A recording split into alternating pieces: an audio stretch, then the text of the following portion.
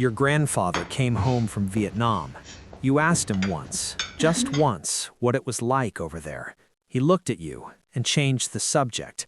Your uncle served 2 tours in Iraq, Purple Heart, Bronze Star, photos on the wall, but he never, not once, told you what happened.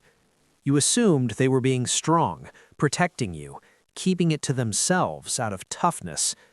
But what if I told you that silence isn't strength, it's survival?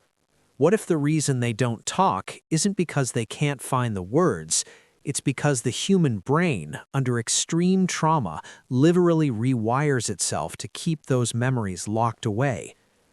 Today, we're going inside the mind of a combat veteran, and what you find there will change how you see every soldier who ever came home quiet. To understand why soldiers go silent, you first have to understand what war does to the brain, and it is not what movies show you. In combat, your brain doesn't process experience the way it normally does. Under extreme stress, the prefrontal cortex, the part responsible for rational thought, language, and storytelling, essentially goes offline. What takes over is the amygdala, the primitive survival-first part of your brain. It doesn't store memories as narratives, it stores them as sensations, sounds, smells, the feeling of heat, the weight of a rifle, the split-second image of a face. Dr. Bessel van der Kolk, one of the leading trauma researchers in America, wrote about this extensively. The memory isn't stored in words, it's stored in the body. So when a veteran sits down across from you at Thanksgiving and you ask, "What happened over there?" they're not reaching for a story they can tell. They're reaching into a fire, and language wasn't built for that. Here's something most people don't realize. Trauma doesn't just affect what you remember, it affects how you remember. Neuroscientists have found that traumatic memories are stored in fragments, disconnected pieces of sensory information that don't form a coherent beginning, middle, and end. That's why veterans often say things like, "I don't even know how to explain it. You wouldn't understand. There are no words." This isn't deflection, it's neurological truth. The brain literally cannot assemble those memories into a story you could tell over coffee. And here's what makes it worse. When a veteran tries to talk about it, the act of remembering can trigger the same physiological response as the original event. Heart rate spikes, breathing changes, the nervous system sounds the alarm. To your brain, talking about war can feel exactly like being in war. So the silence, that's not avoidance, that's the brain doing its job, protecting the person inside it. But the psychology goes even deeper than trauma. There's something researchers now call moral injury, and it might be the most underreported crisis in American military culture.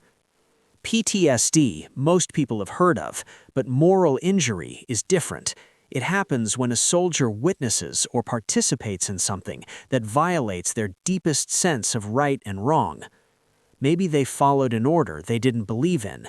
Maybe they survived when someone they loved didn't. Maybe they saw something that no code of ethics, military or otherwise, could prepare them for. Dr. Jonathan Shea, a veteran psychiatrist who worked with combat veterans for decades, describes moral injury as a wound to the soul. And here's the thing about wounds to the soul. You don't show those at the dinner table. You don't bring those to a backyard barbecue, because the average civilian, as loving and well-meaning as they are, has no frame of reference for it. How do you explain to someone who's never left the country that you feel guilty for surviving? How do you describe the weight of a decision made in 3 seconds that you'll carry for 30 years? You don't. You smile. You say, "It was tough, but I'm okay," and you change the subject. There's one more layer, and this one is cultural. The United States military runs on a code that civilians rarely fully understand. It's not just duty, it's belonging. When you go through basic training, combat deployment, life or death moments with a tight unit, you form bonds that are genuinely unlike anything in civilian life. And those bonds come with an unspoken agreement. What happens over there stays over there, not because of secrecy, but because of reverence. Those experiences, the good ones and the devastating ones, belong to the people who were there. Sharing them with someone who wasn't feels like a betrayal of something sacred. It's the same reason you don't repeat what someone tells you in a moment of total vulnerability. Some things aren't meant to be translated, they're meant to be held. And veterans hold them, together, in a silence that only they understand. So the next time you're sitting across from a veteran, a grandfather, a father, a neighbor, a friend, and they go quiet when war comes up, don't push. Don't read it as rudeness or coldness or emotional unavailability. Read it for what it is. A person carrying something so heavy, so complex, so woven into their nervous system and their sense of self that words aren't big enough to hold it. The most powerful thing you can do is not ask them to explain. It's to simply say, "I'm glad you're here." Because for many of them, making it home was the hardest part.